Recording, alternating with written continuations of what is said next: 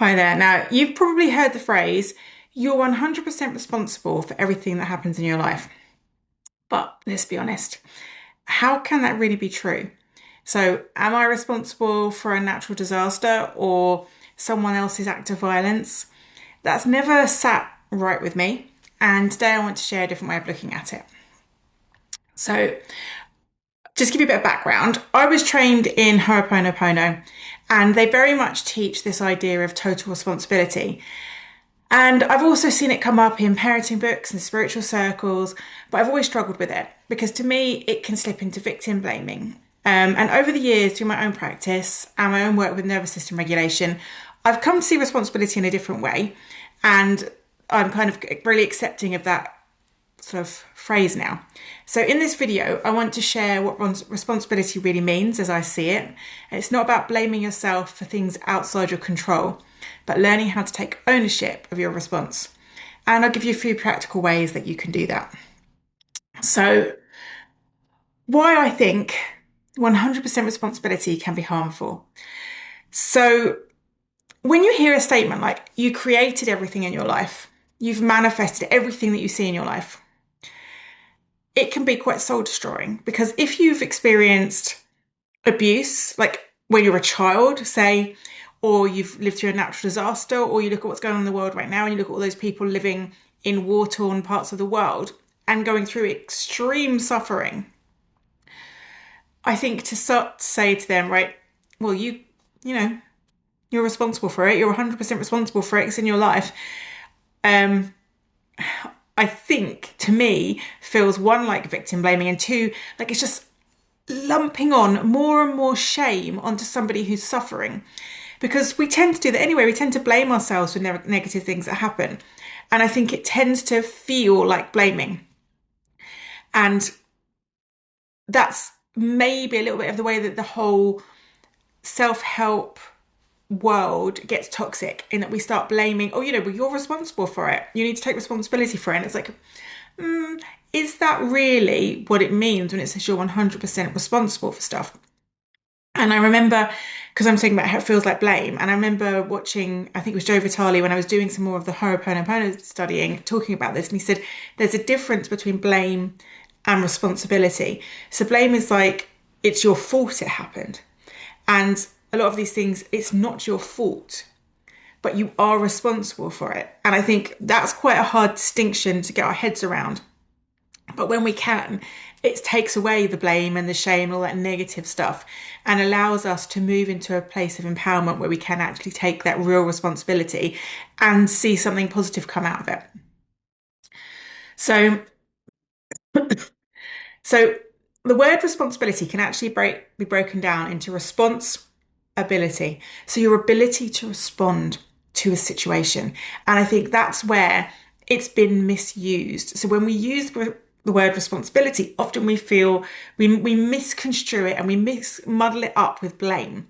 So you're not to blame for a natural disaster. If a hurricane comes down this road tomorrow and hits my house, knocks the roof off, I'm not to blame for it, but I am responsible and I'm going to have to get my roof fixed. So yes, I'm responsible, but I'm not to blame. And it's kind of getting that distinction between the two. So if we look at it from through the lens of the nervous system, so when we are dysregulated and we respond, okay, what happens is we collapse within ourselves. We victim spiral, stuck in why me? Why does this stuff always happen to me? It's not fair. This shouldn't happen. Whereas when we go for a regulated response, we develop resilience, growth, and we choose meaning into how we move through things. And we start to understand, we understand that Buddhist proverb where everybody suffers. And I'm sure I've told this one before, but I'll tell it again because I love it. But basically, a woman goes to Buddha and her son has died. And she asks the Buddha to bring her son back to life because the suffering is unbearable. And he asks her to bring him he will do it as long as she brings him a flower from a house that has seen no suffering. And basically after years, I'm cutting this down a little bit, but after years and years and years of her searching and searching and searching, she goes back to him and she says, I get it. There is no house that has seen no suffering. And it's that kind of understanding when we do that whole why me, we're switching into the ego. because we're really dysregulated and we're thinking like only we're the only ones that are suffering, when actually in reality that's not true. So, if a hurricane went down the street and took my roof off, if I sit there going, why me? Then I'm making it all about me. When actually, if reality went down the street, it's probably taking the whole street's roofs off. So we're all in the same boat. And it's understanding that actually it's just stuff happens, right? Stuff happens. We will all suffer in one way or another. And it's how we respond to that. Do we deal with that in a positive way? Now, that's not to say that when something happens, you won't initially have a, oh, why does this always happen to me response. But as we develop our ability to regulate our nervous system, the ability to understand what's happening in our emotions, we can come out of that very quickly. So I know when I do go into moments like that, I very rarely stay there for longer than a few minutes, because I catch myself into like, oh yeah, you're going into that kind of like poor me mindset, and that actually doesn't take you anywhere. You just stay stuck when you get into that mindset. So we can come out of it and say, do you know what? Okay, yeah, that is absolute shit, and I wish it hadn't happened to me.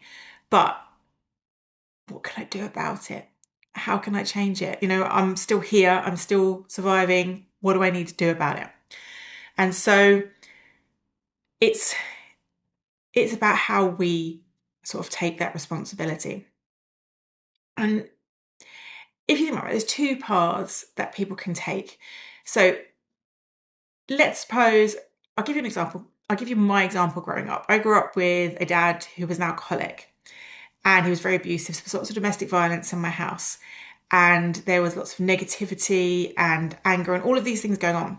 Now, I had two choices. That bad thing happened, right? That happened to me. Right? I had no control over it. I was a child.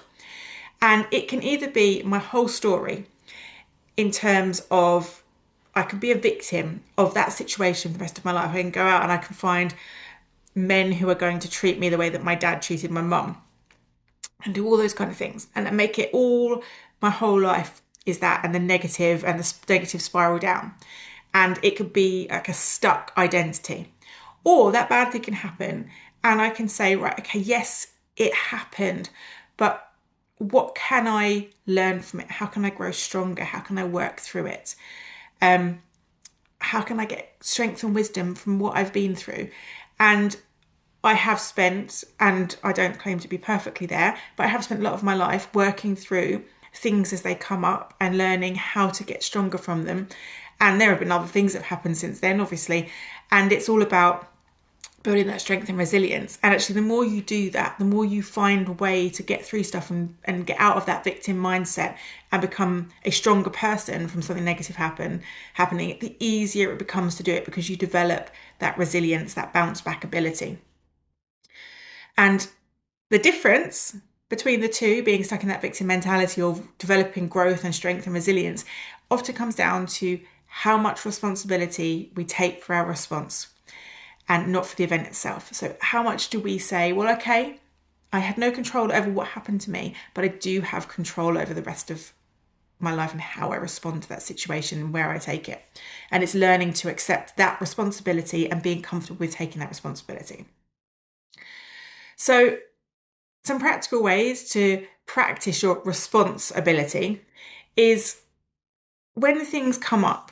Now you could start, and I would start this with small things, okay? Because the bigger things are, the slower it's going to be for that responsibility to kick in, because you're going to have to deal with emotional reactions and potentially grief and other things you're going to have to work through. So it's not like it happens overnight. But let's talk about little things for now, like things that might bother you, that you might get stuck in a negative spiral, even overwhelm. Sometimes I sit there, I'm like, right, I've just got too much to do, and I can feel myself spiraling down as I can't cope. I can't go. Why is it? And I felt this morning. Actually, one of the things that came up for me is, why is it everybody else seems to be able to cope and I just can't seem to be able to cope with my life, because I always feel like there's too much to do and I can't get on top of it. And I thought, actually, that's not necessarily true, because one, I can get on top of stuff, and to a degree, and two, other people struggle with the same things as I'm struggling with. So I very quickly caught myself in that mental spiral and was like, okay, wait, bring this back to being sensible. So when that happens, it's pausing and regulating. So stopping yourself, breathing, grounding, connecting with your body, sensing what's going on. So I am spiraling right now, being aware of that. So what's happening to my breath? Is my breath getting shallower because I'm spiraling? Almost certainly. Can I deepen my breath? So starting to work into that just straight away to regulate yourself. And then asking a different question. So why does this always happen to me? Or like I would say, like, why is it that I can't cope when everyone else can? A really good question to ask yourself, because obviously what happens, we get stuck into one way of thinking, and questions, it's not like we're trying to reprogram our brain. Questions get our brains thinking, and that actually helps to move us out. So a question like, what can I choose next? Or what can I do to improve this situation? And those questions, they're open questions. They expand the mind. They get you thinking. And your brain loves to solve a problem. So if your problem is, what can I do next? Or what's a way that I can move forward? Your brain starts thinking, how do I move forward? What's next? And it looks for that positive solution because it's working towards that's what your brain wants. And so just by looking for solutions to questions like that, you can actually pull yourself out of a negative spiral. And then it's about ownership. So taking a small action that reinforces your agency. So it might be taking that next step that you need to do. It might be if you're feeling overwhelmed, it might be writing a list of the things that you need to do and just choosing 2 or 3 things to do today off that list. And that's it. But it's made you feel like, okay, this is manageable. I can do this. Or maybe it's setting a boundary, or maybe it's reaching out to somebody for support, or maybe it's just grabbing your journal and writing your thoughts out. All of those things, they might seem really simple, but they're micro actions that allow you to start to build the strength and move out of that why me mentality that we can get stuck in when something like that happens. So just to remember that responsibility doesn't mean blame or fault. They're not the same thing. Responsibility basically means that you have the power to choose your response. And it's if you can take that responsibility out from blame or fault, it will just change the way that you think about it so much. And when we regulate our nervous system, we expand our capacity to respond in ways that serve us. So it really can make a difference, and you really can take yourself from negative mindset way of thinking up into somewhere much better by pausing, regulating, and asking yourself, what's my next step? Where can I go next? Because then you're constantly, and then taking an action and moving towards something positive, and that will shift so much for you. So if this perspective resonates with you, remember to hit the like and subscribe, because I share regular videos on nervous system, spirituality, and practical tools for navigating life. And I would love you to come along with a ride with me. And if you would like to connect on a deeper level, I would love to invite you to join my community, The Sacred Pause. It's on School, and it's full of wonderful people. We connect, we get to know each other, and we share our journeys. And I'd love to see you there. I'll drop the link in the description.